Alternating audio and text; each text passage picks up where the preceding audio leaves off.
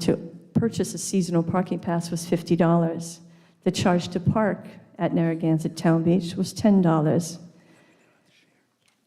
The beach is self-supporting and has not relied on any taxpayer dollars to offset its costs. During that time, numerous discussions ensued regarding the concerns of eliminating the daily admission fee. The main concern was that if eliminating the fee proved to be a disaster, or could prove to be a disaster, because once you eliminate something, oftentimes you cannot reinstate it. During that time, in 1990, the cost of a cabana was $1,200, the cost of a changing room was $400, and the cost of a South Pavilion locker was $250. Fast forward to 2005, a resolution was established bringing beach fees back. Adult beach passes for residents were $14, youth passes were $6, senior passes were $6, and parking passes for residents were $25. Additionally, non-residents who have never been excluded from Narragansett Town Beach, the adult non-resident beach pass was $28, youth passes were $12, parking passes were $6, and daily admission was $5. Additionally, there were rate increases for cabanas, changing rooms, and South Pavilion lockers. During that same year, there were additional changes that were made, however, and the facilities, changing rooms, cabanas, and lockers were changed to a resident-only policy. Additionally, only 2 names could be listed on the applications. Those names had to be residents, and cabanas, changing rooms, and lockers could not be passed along or passed down to immediate family members. Again, once the principal lessee passed away, the principal lessee 2 moved to the principal lessee 1 spot. And again, if both principal lessee 1 and 2 moved out of state and no longer became residents, they had to give up their facility, and it was released to the next person on the changing room waiting list or cabana waiting list.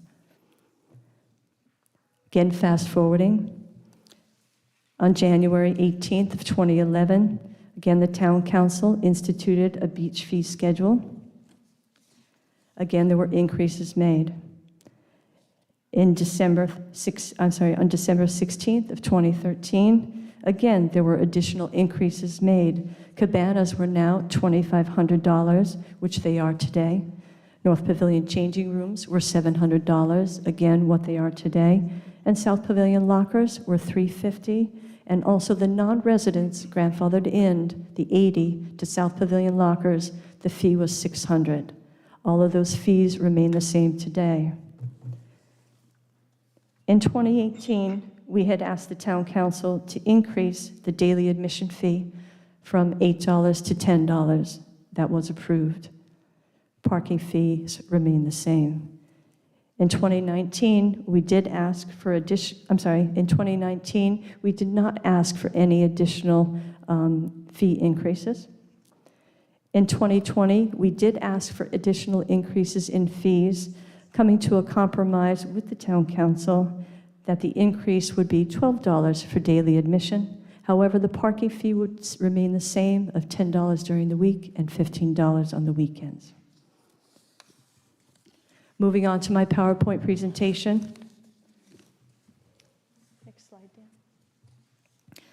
Narragansett Town Beach, 2021. Again, I'd like to thank my Parks Maintenance staff, Mr. Bill Eckert, who's sitting at the table over here, Mike Florio, my Ocean Safety Director, Linda Bailey, my Sales Office Manager, Bridget McPhillips, new to our team here at the Town Beach and Parks and Recreation. I want to thank them all for their daily commitment to everything that they do at Narragansett Town Beach, all the trouble they put up with every day, each and every day, their incredible efforts throughout the season, not only pre-season beginning May 1st, but right up until the end. Because as you all know, the last 2 weeks of the beach season, we lose a lot of kids, and our senior staff go out there in the trenches and deal with the general public and taking care of the maintenance and all the work that is done during that time to finish out the beach season. So thank you to everyone, and also the members of my Rec Advisory Board Committee, Chair Tom Warren, Paul Roach, who's here, Jan Kester, who's here, Joan Mulligan could not be here today. I'm not sure if Linda Peterson is here today. Gina Gerama is here. Obviously, Councilwoman Susan Cicilline-Bonanno, and I'm not sure if Justin Skenyon is here, but thank you to everyone. Dan, the next slide. Again, the mission of the Narragansett Town Beach has remained and will always remain the same, is to create a superior beach experience for all beach goers, not just resident taxpayers, but all beach goers, now and in the future, with safe and efficient beach operations to ensure long-term sustainability of the beach and affordability for all. To carry out the Narragansett Town Beach mission, it is necessary to maintain and protect the quality of the beach for sustaining the important ecological service it provides to the town. Future plans are a potential and possible beach capacity study. Recognize that the beach is a town asset. As I told you earlier, the town beach has been owned by the town of Narragansett for 82 years. And as such, all policies should first serve town residents and taxpayers. Operate the beach as a self-sustaining financial enterprise that creates no additional tax burden on town residents, ensures that fee structures not only address annual expenses, but also provide sufficient income to address long-term capital requirements arising from building renovations, hurricane storm damage, parking lot repairs, replacements, sand replenishment, storm damage, and erosion. Also to recognize that a land swap deal was performed in 1985.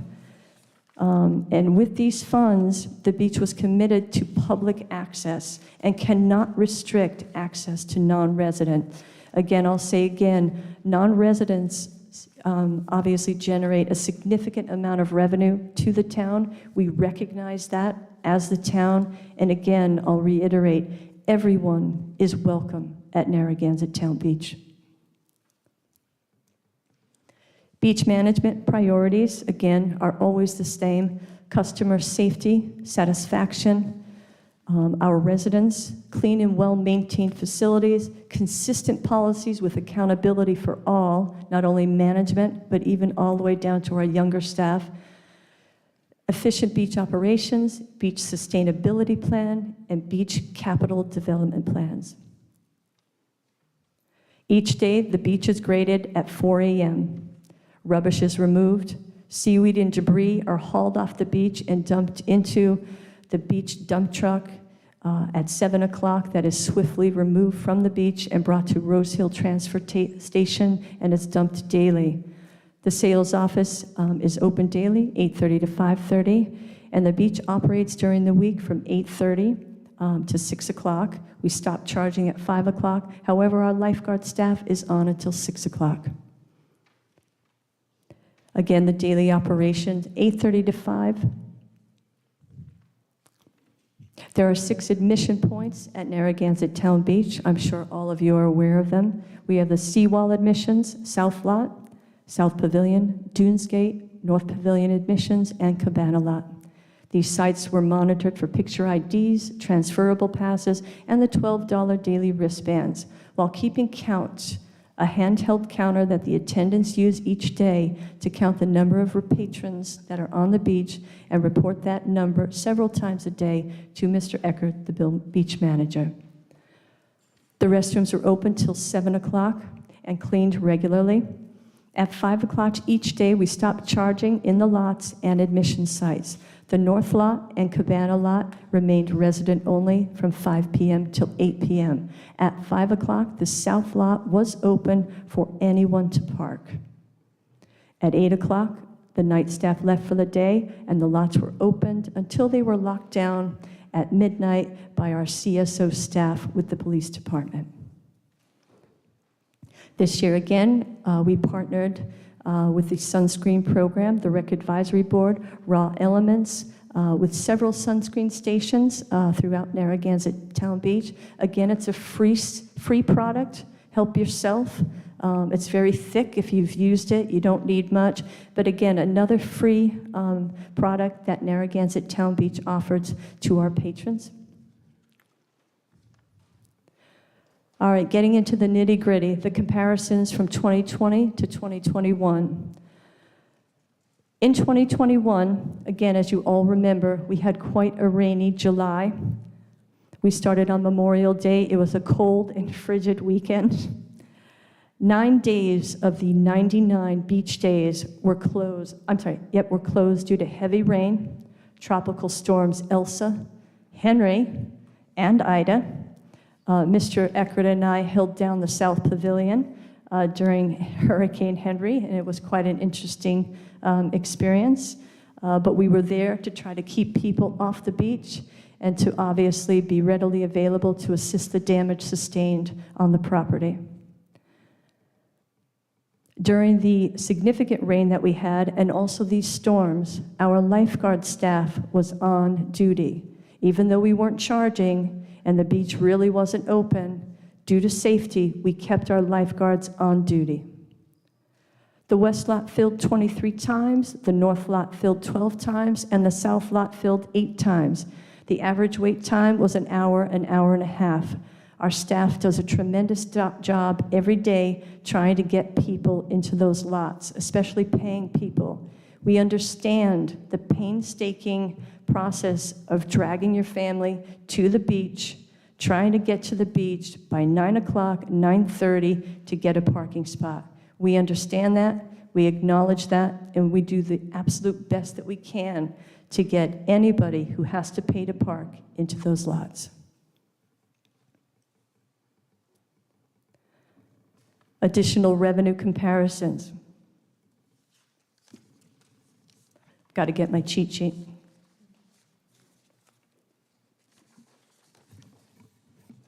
As you can see, there's a slight increase in miscellaneous revenue.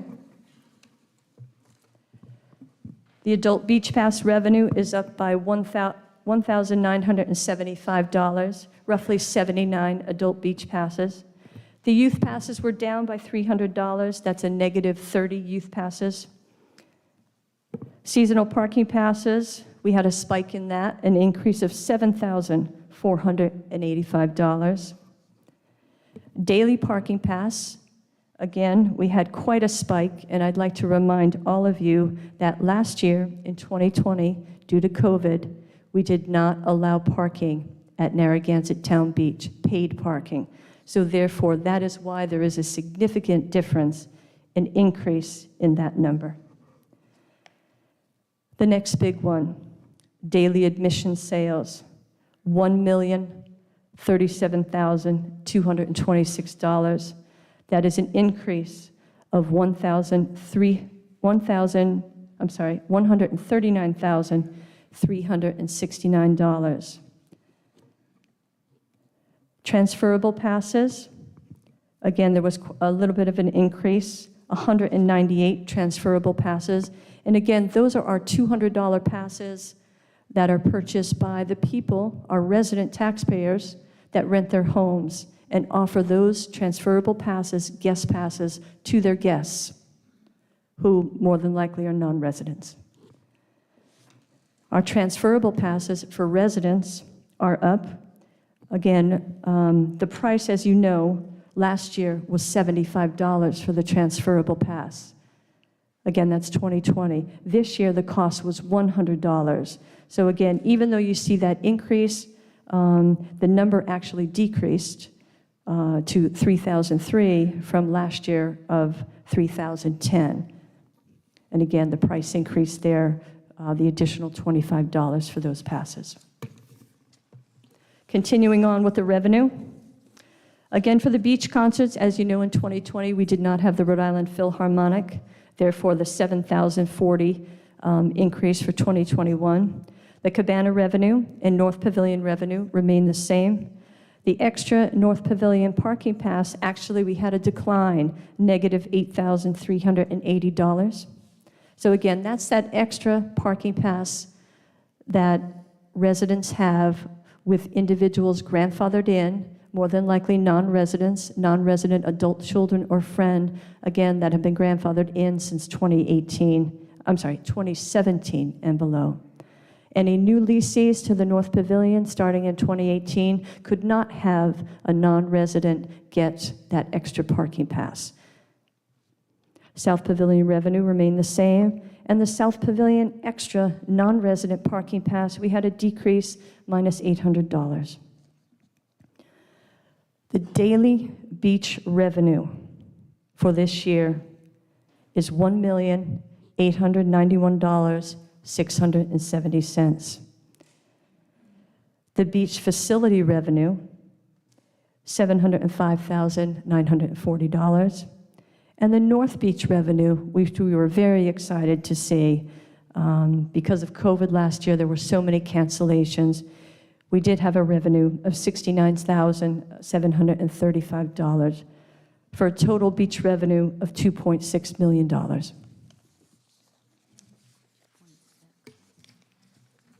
Presently, in 2020, the unrestricted fund balance audited for Narragansett Town Beach, again, the enterprise fund is what sustains the beach. No taxpayer dollars go towards funding the beach. Last year, it's $4.6 million. This year, again, this is unaudited, so don't be alarmed with the $4.2 million. We are below, but again, this is unaudited at this time. There is still money coming in, so I don't want anybody to be alarmed that there's something wrong there. Again, it's just an audited versus an unaudited at this point. Payroll. Payroll for 2021 was $644,767, a bit of an uptake in previous years.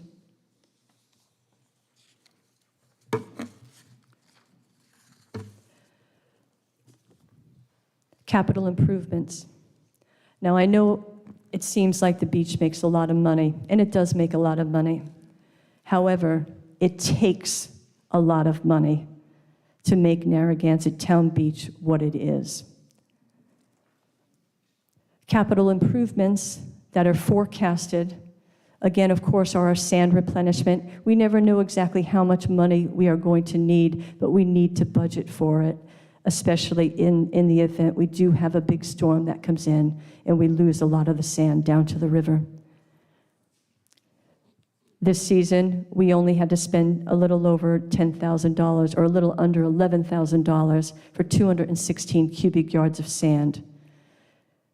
Our storm reserve total is $625,000.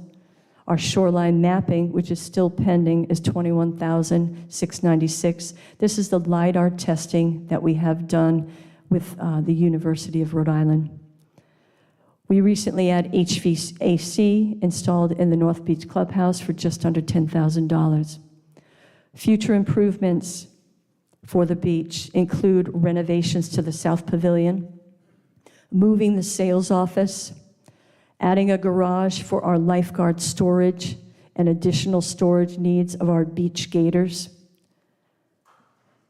The potential initial cost for getting plans for renovations is $300,000 alone. And again, that is just architectural plans to get a plan together for what we need to do. A possible police substation at the beach. We all know our pre-season and post-season concerns. We potentially might need to have a law enforcement officer at the beach. The Cabana lot needs to be repaved. Anybody who's been in that lot knows it's like a potato chip. It needs to be done. The cost is unknown at this time, but it'll probably be upwards of $300,000 to $500,000. The new beach barber rake. So right now we have a price to refurbish the beach barber rake for $30,000. A new beach barber rake is $60,000. And the potential of a beach capacity study, and there is unknown cost at this time because we can't get anybody right now to do one. Our Narragansett Surf Rescue. So this is a great picture. Mike Florio, our head lifeguard, is all the way to the right, along with his staff members. This is our junior lifeguard team.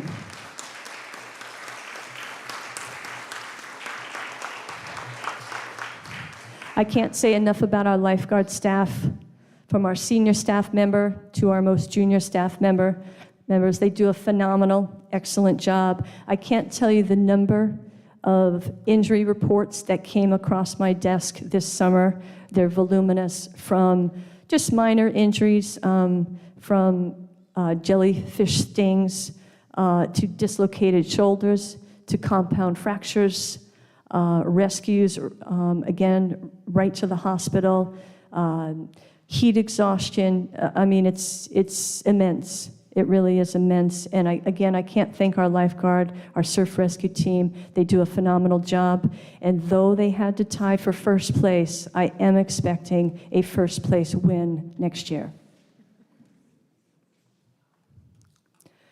Fee policy changes and suggestions. Again, as everybody knows, the Rec Advisory Board and myself has requested an increase from daily admission to daily parking to $20 and daily admission to $15. Again, I can't stress enough, Narragansett Town Beach does make a lot of money, but it takes money from everyone, not just the non-residents. The residents pay as well. Nobody comes to Narragansett Town Beach for free, unless, of course, you come at 6 in the morning. Continue with the 2021 beach policies, again, restricting the north and Cabana lot for resident only from 5 to 8 o'clock, opening the south lot as we did this year at 5 o'clock, open to all, keeping, again, the west lot open for pay during the week and on the weekends.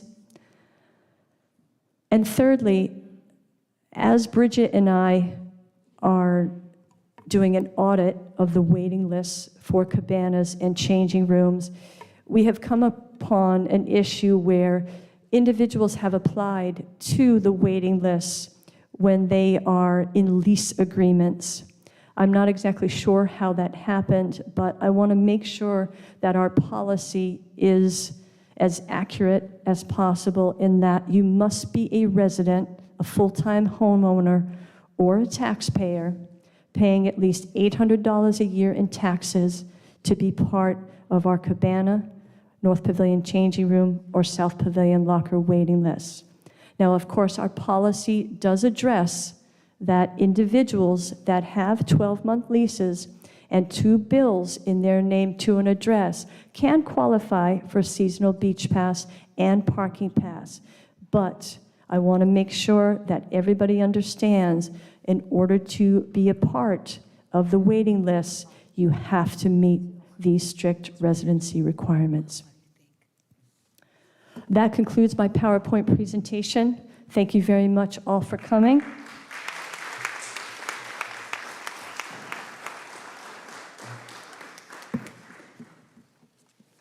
Thank you, Michelle. Thank you, Jesse.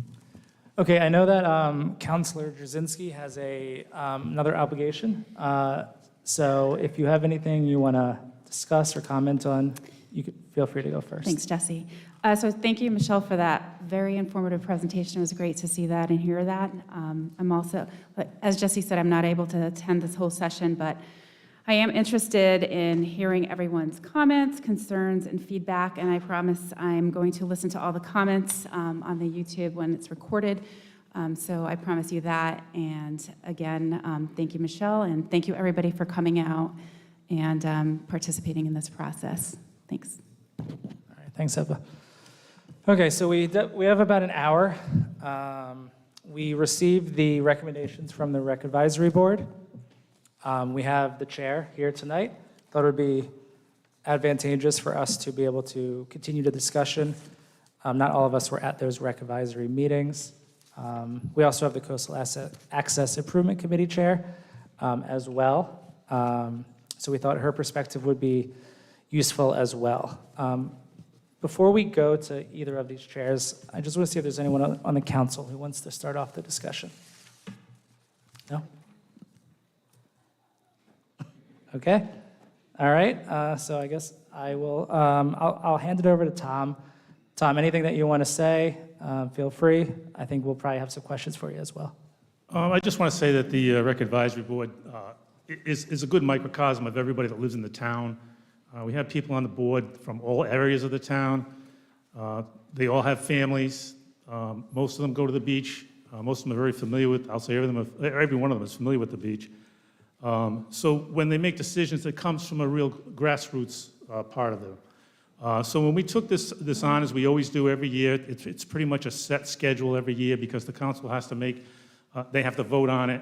So if you work back, we have to start this process at the end of the summer, try to get the numbers together, then get together as a board and try to figure out where we stand, look at the projections, expenses for next year, and what we're looking at in terms of payroll costs, maintenance, capital improvement costs, equipment costs. And this year, we're expecting to see a significant increase in all those issues. Your own personal households are experiencing increases. So this is what we're looking at, and these are the things that we looked at. So we had our discussions. We listened to everybody that came before our board. We had 2 meetings. We had a 30-day period in between so our board could absorb the information that was presented to us. And we made a motion, and this is what the director presented to you tonight, and we voted to pass it as it was. There were a couple of people that didn't vote because of conflicts of interest, but other than that, it was a majority vote, and we feel confident and comfortable in what we're recommending. Thank you. Thanks, Tom. So I wasn't able to make, I'll just kind of start off and see if anyone else wants to speak after. I wasn't able to make the meeting, or either of those meetings where you guys discussed the recommendations. I saw the vote, saw the outcome of the vote. We had a couple people speak, or at least one person speak at one of our council meetings from your board about that vote in open forum. But I do have just a few questions for you. So during the meeting, did the board review publicly the revenue and the expenses for the previous year? We did review them. We reviewed everything that was presented and was available at that time. Up to that point, we had that information. Going from that point forward to even to today, there's still revenue coming in. The director made that point today. But we were able to project, based on past years, where that would fall, and amongst where it would fall for the next year. And we based that on previous years, so we had a pretty good handle on where it was going to fall. And with the director advising us as to what she thought would happen, we based our decision on that. Okay. All right. And then did you guys go over the attendance numbers? Do you have all the totals for attendance during that meeting? We didn't have all those numbers, no. Okay. We had some information available to us from people that have attended, that were on the beach, myself included. Other members of our rec board spend time on the beach. One of them actually works on the beach. So we had a pretty good anecdotal list of people, dates, how crowded it was on certain days. Yeah, I mean, the 4th of July is always an anomaly. You know, you're gonna have an overcrowded condition on that day. But we had a pretty good handle on all the rest of them. We could tell where the parking lots were full, when they weren't full. So yeah, we had some pretty good reliable information. Okay. All right. And then another question I had, and I think I brought this up last year during these meetings as well. What kind of polling did you do and feedback did you take from businesses in the Pier area about how any sort of price increases could potentially hurt them? We did not contact any businesses in the Pier at all. Judging from the activity in the Pier area, my personal experience and those of my family and around us, it was impossible to get a dinner reservation in any restaurant in town. So we think that the businesses were doing quite well. Okay. All right. I think that's it for my questions for you specifically. Thank you. All right. Thanks, Tom. All right. Why don't I speak a little bit more? I'll give my perspective, and then I'll hand it over to Cynthia, unless you want to go now. Okay, cool. All right, so I'm looking at the financials. And we did turn a pretty tidy profit again. Not quite as high as the previous year, but it is money that's going into the unassigned fund balance. And that also would include additional money that we transfer to the town as part of our transfer agreement. which is about $300,000. That doesn't show up as beach profit, but it is town profit. So I just want to make that point clear. Another point I want to make is, because I've heard this come up recently in newspaper articles, on social media, this idea that the Narragansett Town Beach is somehow not a public beach. So I want to address that, because I've seen misquotes. I've seen quotes actually for former council members saying that somehow the Narragansett Town Beach is a private beach that allows for public access. That's not true. It's a public beach, a town beach, a city beach, a state beach, all public beaches. So the idea that we have the capability even of limiting access to that beach to non-residents, it's not possible. The land swap in '85 says that. So I'm just going to get that out first. In terms of the recommendations that you sent over, we did increase the daily admission fee for non-residents last year by 20%. That was this council. So this council increased it by 20%. We went from $10 to $12. Because again, I've heard that somehow this council lowered the fees. The fees were $10 in 2020 and $12 in 2021. So that's a 20% increase. In 2005, it was $5 to walk on the beach. In 2011, so 6 years later, it was $6. So that's a 20% increase over 6 years. 2014, it went from 6 to 8, which would be a 33% increase in that 3-year span. And then in 2018, it went from 8 to 10, which is a 25% increase in a 4-year span. In 2021, it goes from 10 to 12, 20% increase in a 3-year span. So that is pretty much in line with the intervals that we've increased walk-on fees for non-residents over the years. What we're being asked to do now is increase by another 25% a year after we did a 20% increase. We're actually being asked to do a 50% increase in 2 years and almost 100% increase in 4 years. So that's what we'd be asked to do with this recommendation. Something that is historically completely out of line with the way that the beach has been run in terms of increasing walk-on fees.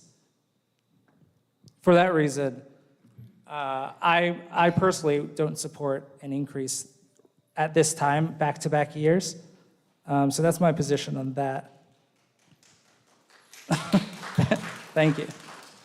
I'm going to give some other people some time. I might have some more comments, but I'm going to hand it over to Cynthia from the Coastal Access Improvement Committee.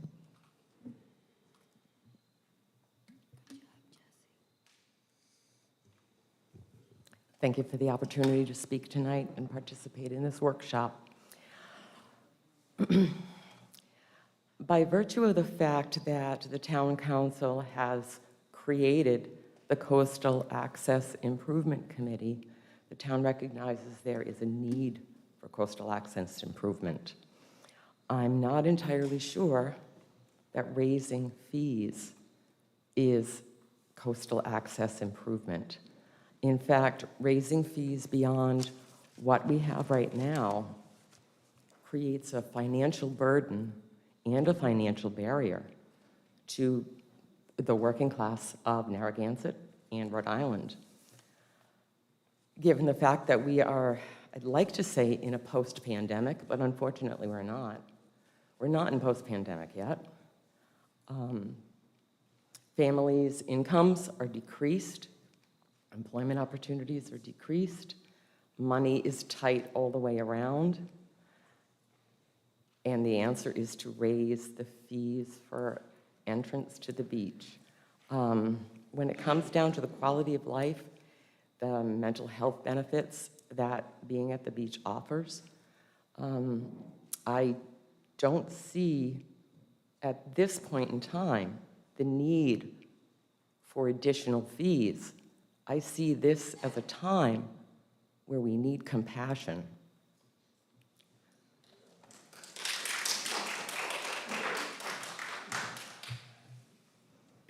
And that's what I have to say about the admissions. Regarding the beach policy, restricting the North and Cabana lots from 5 p.m. to 8 p.m. Again, doesn't quite make sense to me because it seems to be at cross purposes with what we're trying to do with food truck night, for instance, at the town beach. If I'm reading this correctly, only Narragansett residents would be able to participate in food truck night, unless they have to walk from very far away. So that also seems to be a little bit at cross purposes. We're providing an attraction, but barring you from entry. Thank you. All right, thank you. We'll take public comment towards the end. Can I respond a little bit to that? You can, sure. I think it's important to look at the beach entry fee in a different perspective. It's way more than that. It's a beach activities fee. If you look at the town beach and look at what goes on at the town beach, and what this fee provides for is free concerts on the beach, free movies on the beach for everyone. You don't have to just be a resident for those things. There's trash collection on the beach. If you go to any state beach, you're going to bring your own bag in and take your own bag out. In Narragansett, we have multiple trash bins, recycle bins. It's picked up twice a day. The town beach picks up the tipping fees for that stuff. 4th of July fireworks. The town, that's what that money goes to, that you're paying that entrance fee for. The Philharmonic, we do get some reimbursement from that, but it's still a large portion of that is picked up by that fee. The porta-johns that are on the beach, postseason and preseason. The snow plowing that gets plowed on the lot. That lot is open 12 months a year. If it snows, somebody comes and plows it so people can have access to the beach. The fence is removed for better access to the beach. Security officers on the beach. If you go to any state beach, you have park rangers, but we have security officers on the beach. When we have these free concerts, free movies on the beach for anybody that can attend, that wants to attend, we have to provide those services. We have to have people in the restrooms, keeping them clean, and security on the beach. So to look at it as strictly an entrance fee to the beach, I think is not an accurate way to view it. You have to look at it as an activity fee that supports all these other free things that the beach does. And I think that that's an important point that everybody needs to understand. Thank you.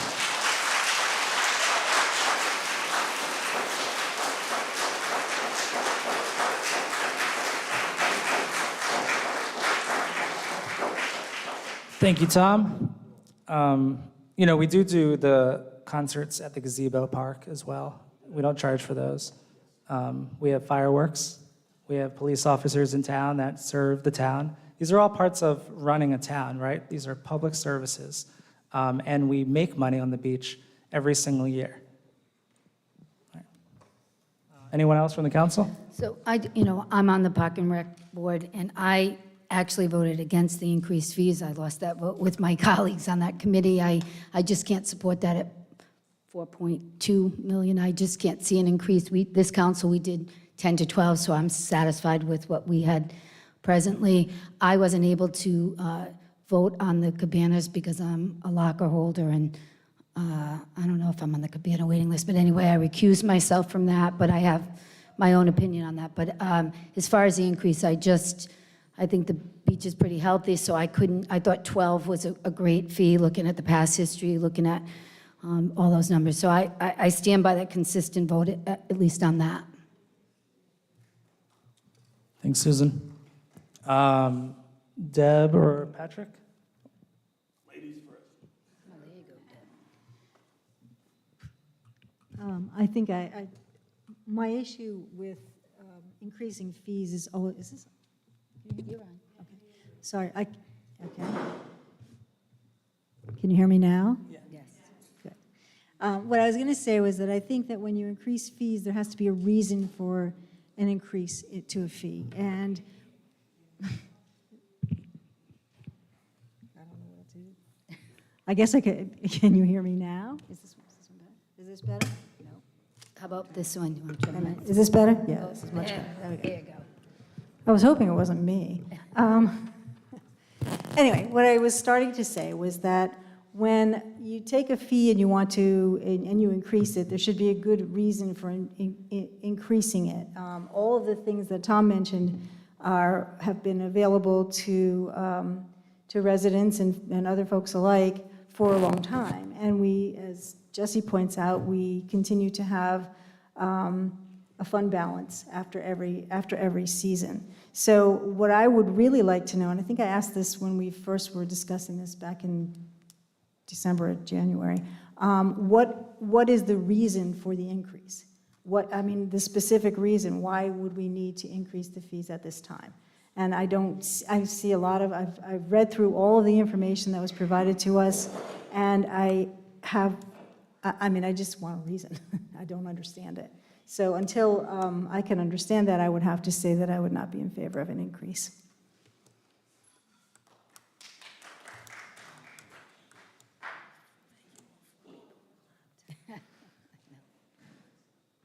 Michelle.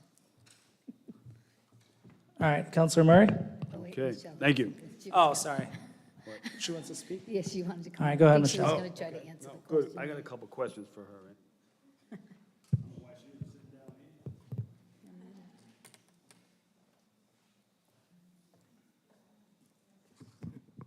So to answer Councilwoman Kopech's question, is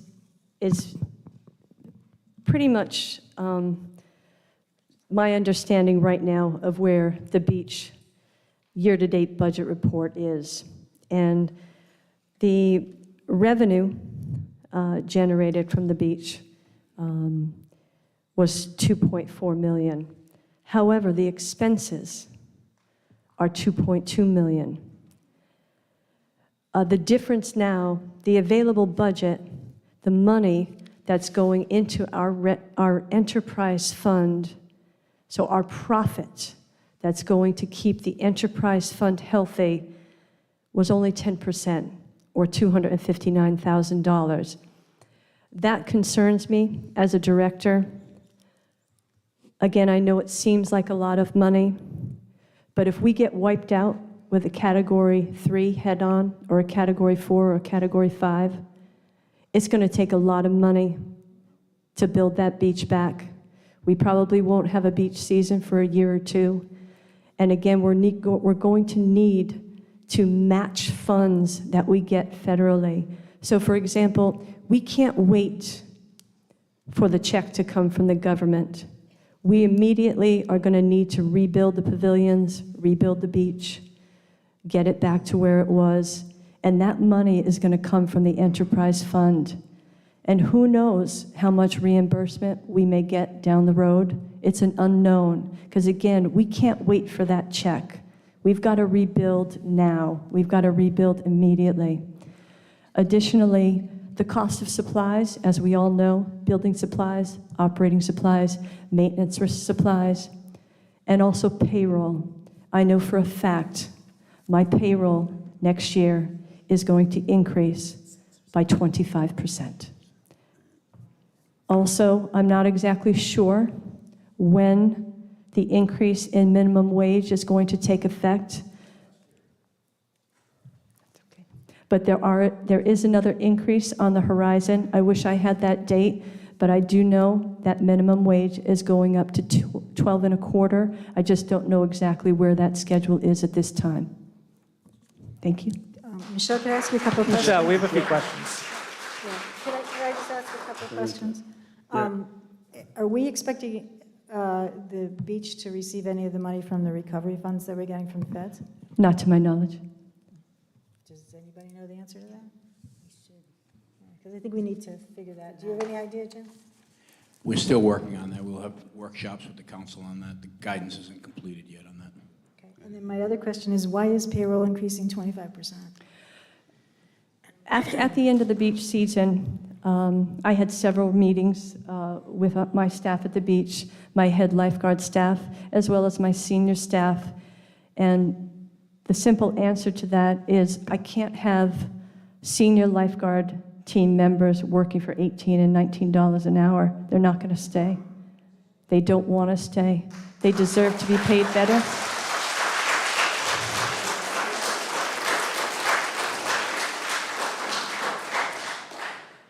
And that's just a simple fact. We had several meetings at the end of the season. And again, I understand their concern. It's difficult for an individual to work at Narragansett Town Beach for 25, 27 years, working for $19 an hour.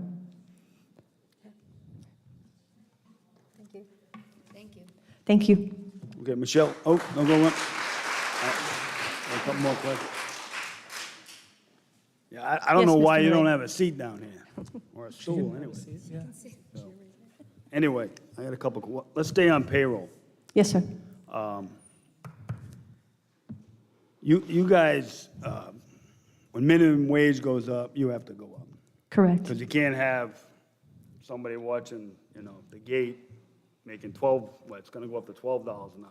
Well, correct. I'll give you an example. Yeah. So all of the staff that worked for, say, $10.50 an hour, once the minimum wage went up to $11.50, we already automatically had to move those people at Right. $11.50. So those attendants and staff members that had 2 or 3 years on the belt that were at maybe Right. 11 and a quarter, we had to move up to $11.75 or $12, So they have depending to on go their up- work They have to ethic. go up in concert with Yes, the sir. minimum wage. Okay, so that makes sense. All right. The beach replenishment fund has $625,000 in it. Now, did you put in the 125 for this year? Yes, sir. Okay. So it was it was 575, now it's 625. Correct. It's Per $125,000 year. each per season. Yes, So sir. that's for 2021, that's what's in the fund. Okay. Did we skip last year? Did we skip a year somewhere along the way? I don't believe so. I don't think we used as much sand. Oh, actually, I stand corrected. I could get you the figures on that. I think we did actually use a little bit more sand in 2020.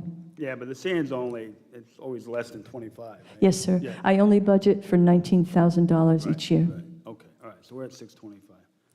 All right. When we do have a hurricane or some type of catastrophic event, do we dip into the fund, the reserve fund? Yes, sir. Okay. So the beach fund's just an additional set aside?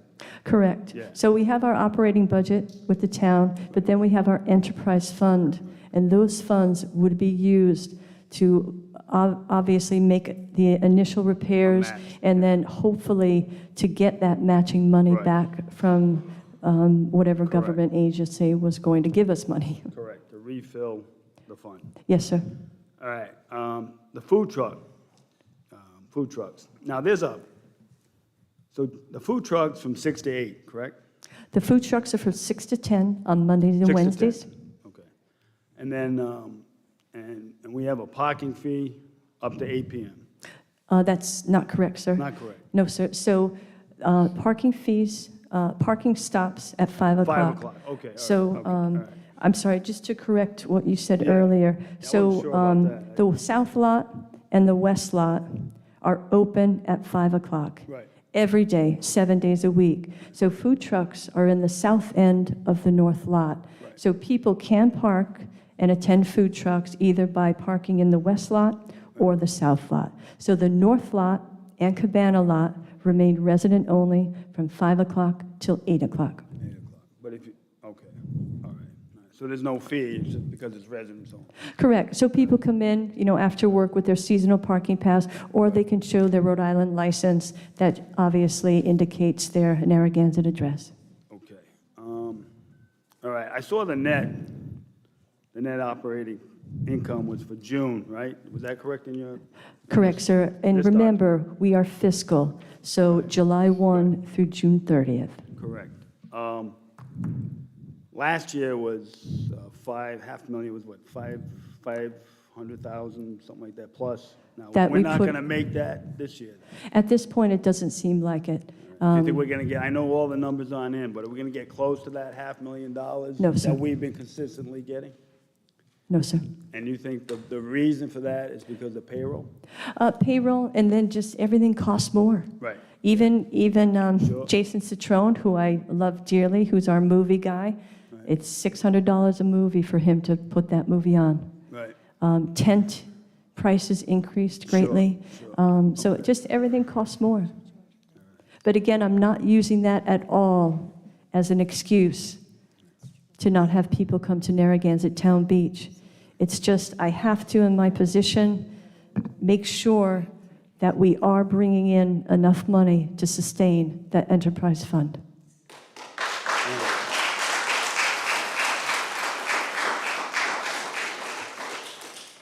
I just got a couple more questions. All right, the weekly parking right now is 15, correct? The weekly, Yeah. $10, sir. $10, Weekends, 15. 10, okay. Weekends 15, okay. And then that's 10, that's 15. All right, okay, that's all I got. Michelle, so we have a $259,000 profit, right? Yes, sir. Not including the $300,000 we transferred to the town. Correct. And actually, sir, is it a little more than 300,000? Because I believe we have two fees.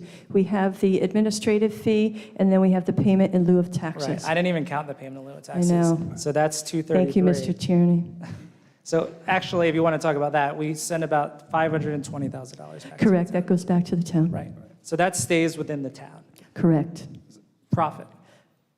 The town gets money the town gets. That's for Well, services. it is, but It's not for, it's not three, that doesn't count. That's administrative services that are not counting even, it doesn't come up to even close to $300,000. It's my understanding that that money is the beach's payment back to the town for services rendered But and it's- taxes. So I was told that it is not contingent on the actual expense that the town has incurred. You know what, I'll have to It's ask probably Christine, more. but I'll agree with you, That's I'm fine. not Okay. sure. But I want to get back to the 259. Mm-hmm. So our unassigned fund balance was 4.6 million. In 2020? Yep. Yes, sir. And we made 259,000, and now it's 4.2. Projection. Yes, sir. However, we did spend about $900,000 to renovate the cabanas, right? Actually, it was more than that, sir. I think it was probably 1.3 million, sir, I believe. 1.3. Yes, sir. So that is, would have to be part of the reason why that fund balance is lower now. It could be, sir. Yeah, I'd have to actually check with Christine, but that makes sense. So then, it's not that we're not sustaining that fund balance, it's we're choosing to do certain projects. There are these, it takes a hit, No and it doubt. builds back up. And No this doubt. is looking at it the year after that expense. No doubt. Yes, sir. Okay, Yes, thank sir. you. You're welcome. Anyone else? Okay.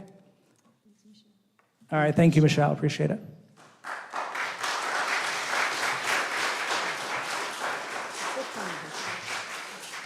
All right, we're going to spend a little time taking some public comment. Right here, third row. Please state your full name, your address, and we are going to limit comment to 3 minutes per person. Thank you. Gail Scowcroft, 19 Prospect Avenue. I'm here, Councilman Pugh, to correct something that you just said.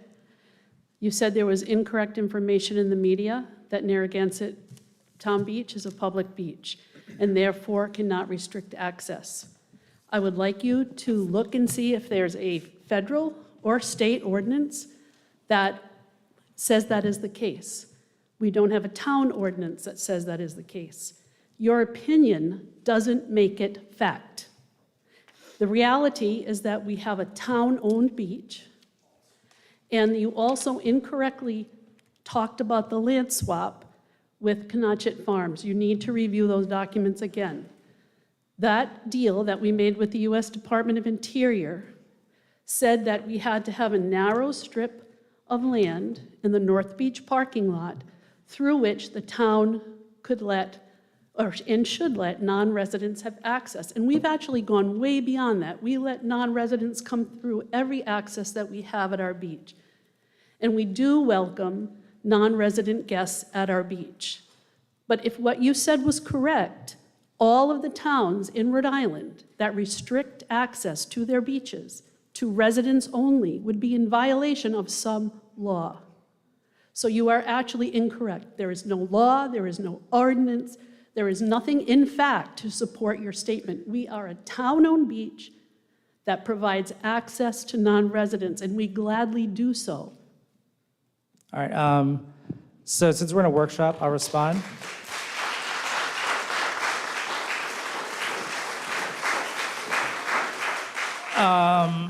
There was a land swap that formalized that the town agreed to always allow for public access for non-residents. If you're suggesting we go back on that you can suggest whatever you want. I'm not suggesting that, Okay, Councilman excuse me. Pugh. But what I would like to correct is the statement you made that somehow other towns in Rhode Island restrict access to non-residents. Not a single town beach in the state restricts to non-residents. They do parking restrictions. Zero restrict access to walk on. Yes, I was talking about parking. Why? We are a town-owned beach. We are not a public beach. So, And again, I would like you to find the federal or state or town ordinance that supports your statement. The reality is we allow non-resident access to our beach, and we go one step further. We allow non-resident parking to our beach, as we should. I have no issue with that. I just want us to be accurate in our statements. we are being accurate because the town is a public entity. I'm not here to argue with you. All I'm telling you is your opinion doesn't make It's it not so. an opinion, it's a fact. It's a public beach, that's a fact. I have nothing more. All I right. don't need to Thank change you. your opinion. It's not an opinion.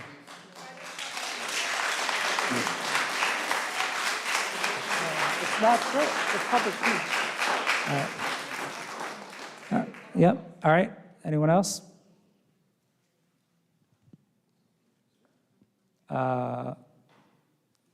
Ms. Nadeau? Dennis, I'll have you next. Mary Nadeau, 10 2nd Street, Narragansett, Rhode Island. And Jesse, I agree with you. It's coastal access across the state of Rhode Island, so people should be able to access the coast. But one thing I find strange that we keep having the beach fees go up, but we haven't been increasing the cabana fees, the locker fees, these people that are making tons of money off advertising on VRBO, saying they have beach passes to cabanas they can share with people. So I think that there's some areas that you need to improve on that. And I also think that the cabanas should be a lottery system, and so should the lockers, so that everyone has a chance. It's just not for a few select people.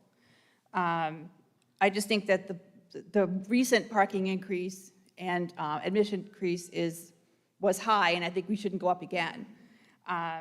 It just seems crazy that we haven't done that. And we've received all kinds of federal funds even since I've been here. And in the past, we've received federal funds, so it's not like the town is paying for everything. And we just paid $1.3 million to renovate the cabanas. I think that we could easily go up in the price on the cabanas to recover some of those costs too, and make it fair for everyone to have it a lottery. And we definitely should let the people from out of town go to our beach. Thank you. Thank you. In the back, Mr. Lynch.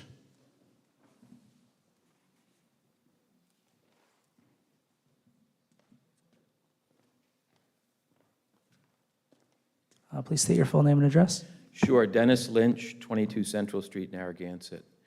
Could I ask just one data point of, Michelle, do you know the number of people that were on the beach with the counters that took place for the season? Was it like 230, 240,000 people? About 230,000 people. So 2 points. Coastal access. So under the heading of the policy of who can park in a parking lot 5 to 8 o'clock at night, before that was instituted, before the pandemic, it would flood with cars almost immediately. And myself, for one, my family, we were denied coastal access as residents when those lots filled up at 5 o'clock.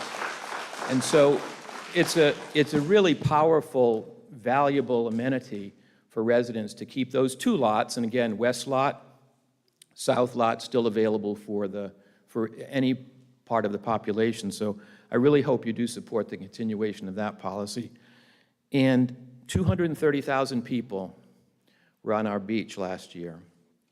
If you looked at the number of daily admissions, which was $1 million, you divide that by 12, you get about 86,000 people, almost all non-residents. So you could say there were some residents that paid the daily fee, but again, even that would not count the non-resident kids under 12 that come on the beach that are not counted in that. So I'm just thinking, because we've heard a lot of talk about exclusionary and, tightening rules. 1 out of 3, 86,000 into 230,000. 1 out of 3 people that used our beach this summer were non-residents.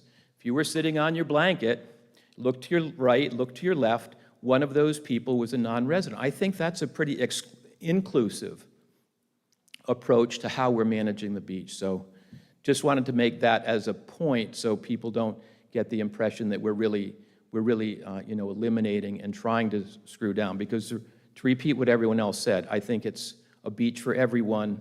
You guys will have to decide ultimately on the pricing policy that's most fair. Thanks very much. Thank you.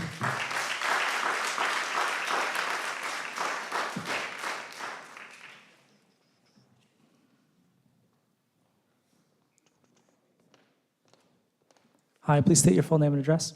Good evening. My name is Joseph Pelosi. I live at 24 Turn Road.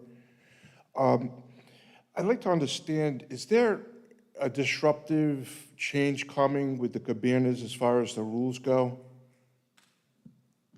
I saw Michelle's slide, and it was Narragansett residents and $800 in tax paid, or $800 in tax paid. Is that it, or are we going to change the waiting list and rules?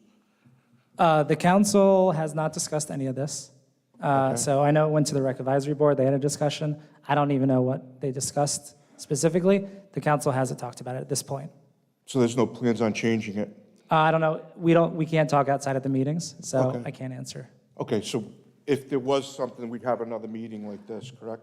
Yeah, I mean, any policy change it'll all be public, and there'll be a public discussion. Before a vote happens? Correct. Yeah. Okay. Yep. And the $800 that Michelle put up there on the PowerPoint slide, where did that $800 come from? Is that, because it says, or, you've got to be a resident taxpayer or pay $800. What does that mean? No, so you would have to either own a home, Yep. rent full-time, but if you own property, actually, it's not even residential, you have to have at least $800 in taxable property. Or the taxes have to be at least $800 to qualify for a cabana. That's the current rule. Okay. Does that make sense? No, I It think seems- it's the property has to Right. have a value of $800. I think it's taxable. Is it a taxable? I think It's tax money paid, I believe. The tax payment, right. So the tax payment has to be $800 Correct. annually? Right, and that's an old rule. That's not this council's policy. That's the current policy. And it has nothing to do with somebody being a local resident living here full-time, 12 months? There's a few different ways that you could be eligible, Okay. and that's one way. So technically, if you own something that was, $50,000, you paid $800 in taxes, you would qualify, yes. Okay. That also includes commercial property. Okay. Counselor, can I answer his question regarding the Rec Advisory Board when we met? Our recommendation was to make no changes in any of the policies or procedures that govern the beach. Now, that would include lockers, cabanas, changing rooms, parking fees, times, and so forth. So the recommendation from the advisory board was to make no changes whatsoever to any of the policies. Thank you. Okay, in the red and blue?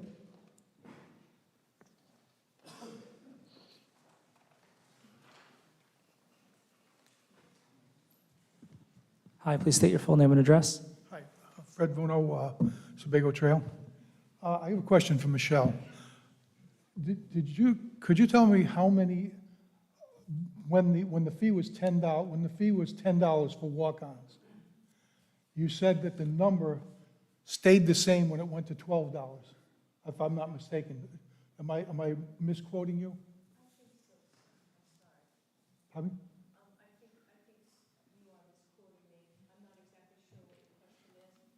You were saying, yeah, you said there were more people, you said the number of people, whatever the revenue did, the same number of people bought passes. I thought I heard you say.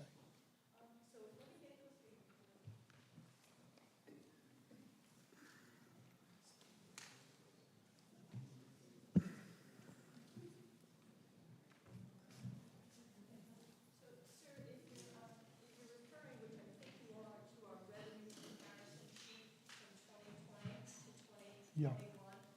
Well, the year that you changed from 10 to 12, whatever year that was, I don't remember which year it was.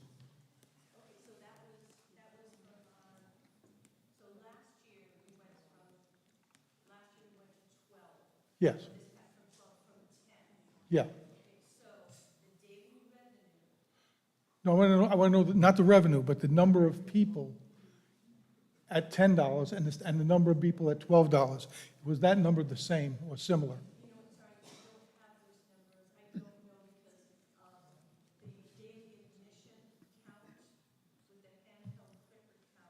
Yeah.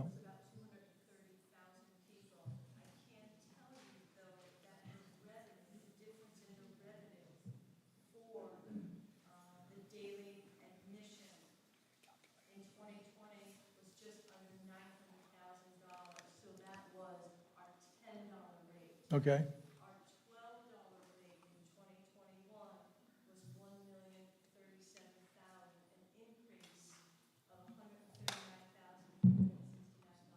Over 900,000, which is not even the 20% that you raised the rate. So what I'm saying is it looks like there's no elasticity of demand in this. That if you charge $10 or $12, if you had the same amount of people, if you go to 15, you're still going to have the same amount of people. I think that's one of the main reasons why you should increase it. If it's money there to be taken, and believe me, what you're going to be looking at in inflation next year is going to shock you. Well, not you guys, because that's what you wanted. Anyway. Thank you. All I wanted to say.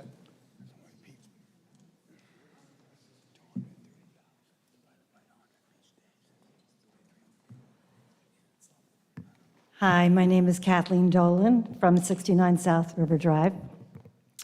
And I was thinking about how we present our town. And I think it was Mr. Lynch just said, we are inclusive. We really are. I was, I'm not going to say what town it was in Rhode Island, but I was at a town where their seawall had little chopped pieces of stone so no one could sit on the seawall. And every time I go by the seawall, I think, this is Narragansett. We are inclusive, but we have a responsibility to the non-residents for safety at the beach. Every time I hear that lifeguard whistle and I see those young people go out in those waves, I feel like giving them $100. I feel like saying, thank you, thank you, thank you. That could have been my dad, that could have been my brother. I had a situation down at the point, which was very scary. There were no lifeguards, of course, but I appreciate, and I would pay anything for those lifeguards. Also, as citizens of the earth, we have a responsibility for climate change. So we are inviting these people, they're on our beach, and we have to prepare for the future. We can't be naive. We have to realize that tough times are coming, and we have to put that money in the bank. So, and in terms also of the restaurants and the commerce, we are a great town. We are inclusive. Everybody likes to come here. And I don't think we should get too much with this other little energy that seems to be going on sometimes. I think it's a great town, and I think people know it, and we have to project that. So thank you.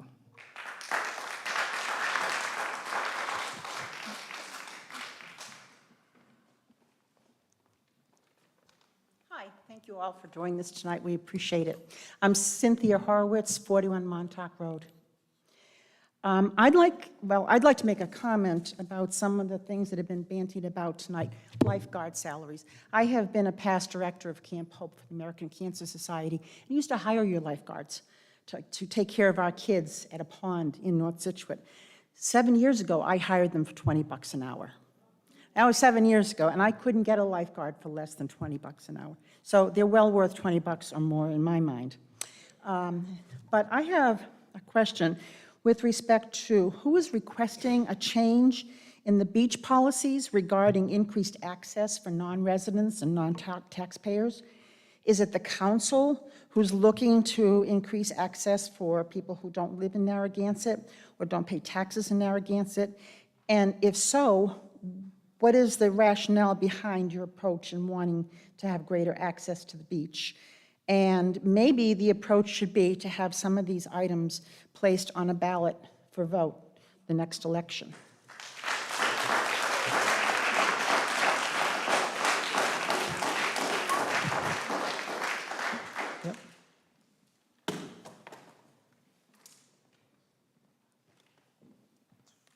Hi, please state your full name and address. Roxanne Pereira, 23 Osceola, Narragansett. So I've been coming to these for a long time. I was on the board. And to answer your question about why the average person in Narragansett, that's why we have beach passes. I'm not trying to insult you, but you pay one fee, and that's what we use. But I have friends that are willing to pay. I hope the Narragansett chief is in here. They'll pay for a parking ticket to be here at the beach. They don't care. But you pay what you get for. If we start letting up on our beach fees, we're going to end up with, you know, a Scarborough beach, which is beautiful, but does not have good crowd control, does not take the perfection that we have. What I don't understand is we're sitting here in Narragansett Town Hall in Narragansett. You all represent Narragansett. You all represent us. Why are you fighting us on keeping our beach so good? Why? I don't understand it. It's a very hard concept for me to understand, living here 36 years, that the people get voted in to help me protect the beach that I love so much and invite millions of people to come down and share with me, and they pay. Or we give, you know, we have transferable passes that we can share. But I don't understand why we want to give up our town beach. We've lost so much to so many. I don't understand that. That's all. You don't have to answer, but that's how I feel. Thank you. Thank you.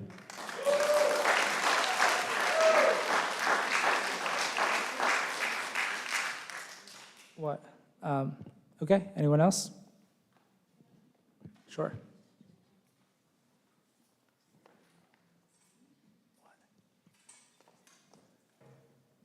Good evening. Jeff Feldman, 165 Ocean Road.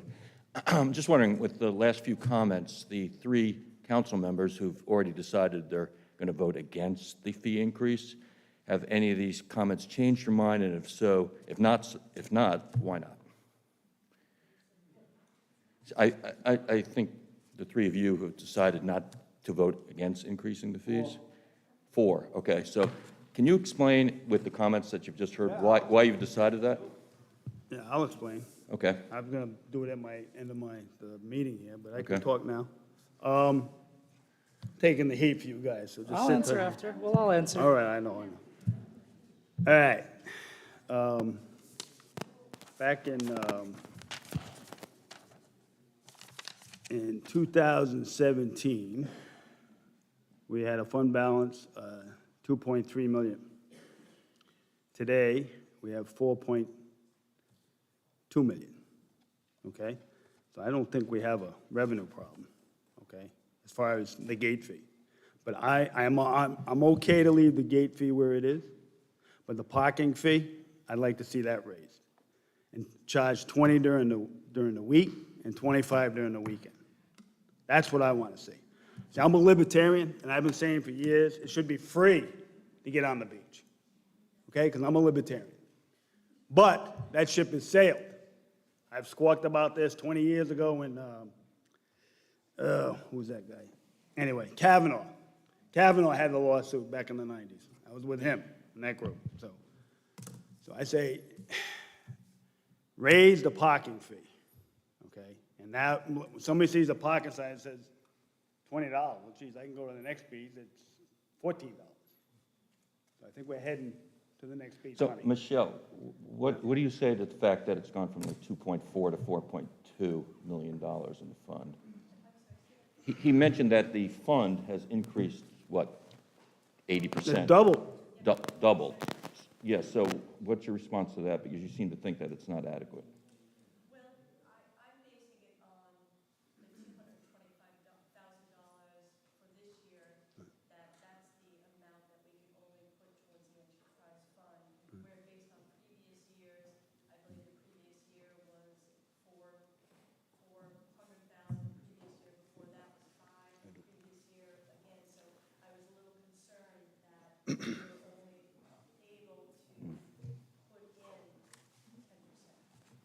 Yeah, so it's the annual contribution that you're concerned about. Gotcha.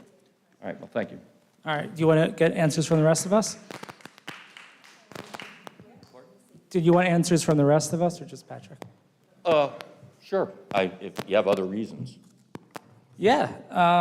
So when you have a group of friends, a group of people that you hang out with, a group like this here tonight, it's very easy to think to yourself, this is how everybody feels, right? We all do that. Everybody does that.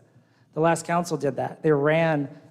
Members of the last council literally ran, sent out flyers, save the beach, save the Narragansett Town Beach. They all lost.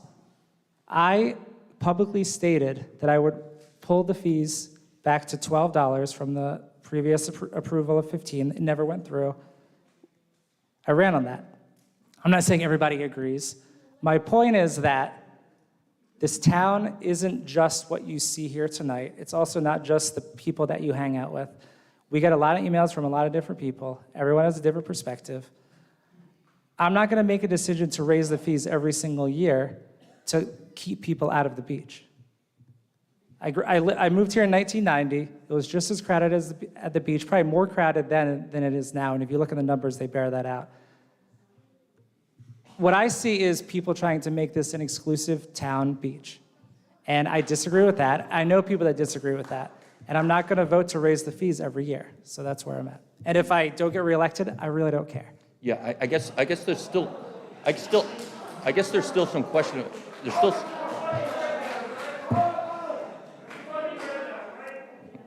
I guess there's still some questions about the numbers. You know what I mean? I mean, there seems to be, like the gentleman who made that comment before, it went from $10 to $12, and it seemed like the numbers didn't get affected by that negatively. Now, the group of people who have access might be, as you implied, might be affected, because if you don't have the amount of money, but it seems like it hasn't affected the number of people's that have access. We came out of COVID, right? So the numbers, the people that come to the beach is going to increase from 20 to 21, because 20 was a COVID year. So less people are going to the beach. So you really can't use those numbers. Right.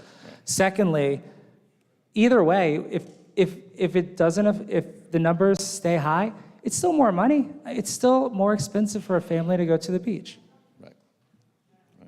So I know we could disagree, but you wanted us to say why we have the positions that we have. Either of you ladies want?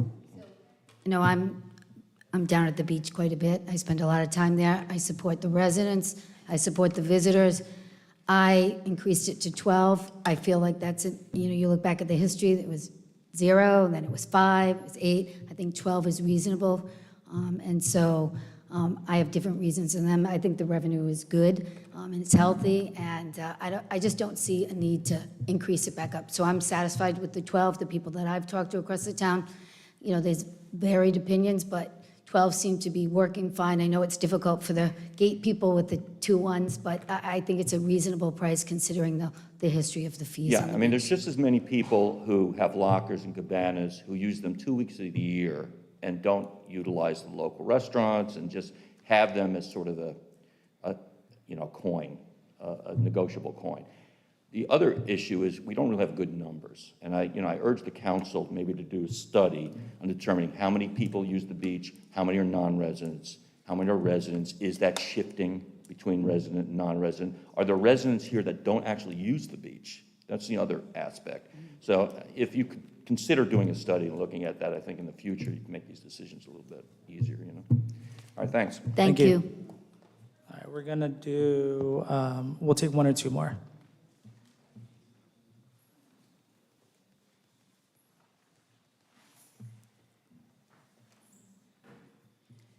My name is Karen Killeen from 69 South River Drive, Narragansett.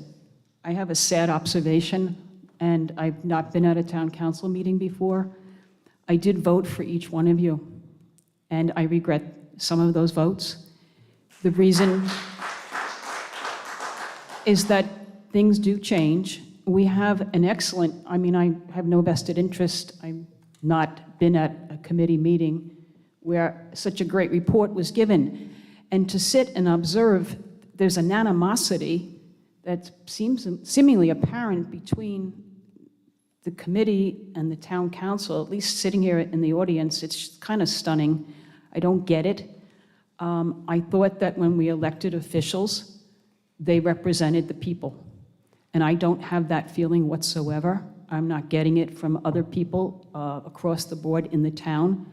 And it's just, I'm sorry, and it's very sad. We are very inclusive. Comments have been made earlier about how the town, it's free parking. You can go with the seawall. I don't know of that any other place around. I went to see the Plymouth, went to see the Mayflower. You had to pay. Wherever you go, you have to pay something.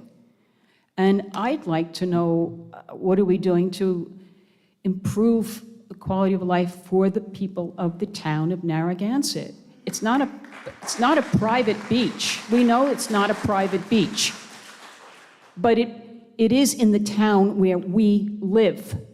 And I'd like to have better access to the beach and to the restaurants. All right, we're going to do one more. We'll do it in the back.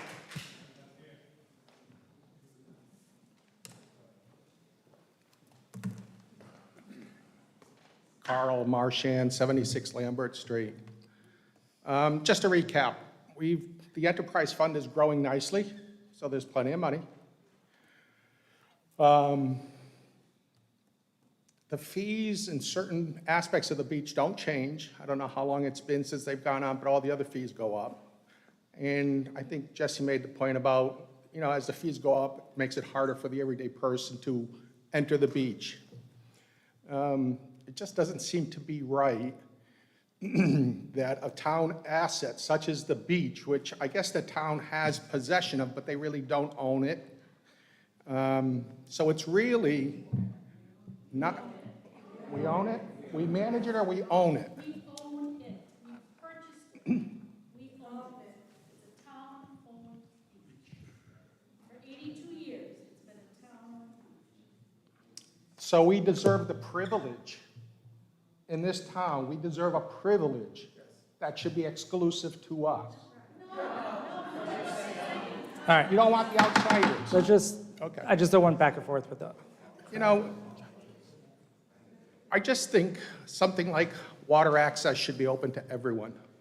And when you start raising fees unfairly against a certain group of people, I don't think it's right.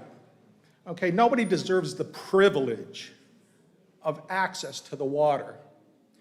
It's sort of like the policies around some of the, the lockers and so on.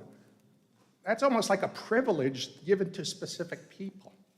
We shouldn't have anything like that. The country is blowing up. The wokeness of this country is changing, and I think we have to bring it here to Narragansett too. We should have more diversity coming into this town. That's what we need. We need to welcome outsiders into this town. We shouldn't worry about how crowded the restaurants are. Your dollar's as good as anybody from Providence's dollar to a businessman in this town. So, open one up. But I lost my point. I just think that the access to the water shouldn't be restricted because you pay taxes in this town. It's a self-sustaining beach, and I think that if my friends come to visit me, it shouldn't cost me, $50 or $100 to bring them onto the beach. And that just isn't right. So I hope you think about everybody, not just, the privileged of who are lucky enough to live in this town, and give them more rights to this town. So thank you. All right, thank you. Okay, 8 o'clock, so we are going to wrap it up. That's it. Thank you all for coming out. Have a good night. Well, I have a final comment? You want to make a final Yeah, comment? I want to make a final. All right, we'll have a final comment from Councilor Murray. All right, I got a final comment if anybody wants to stick around. All right.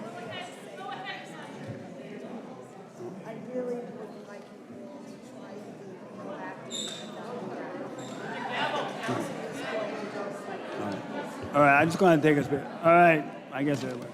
All right.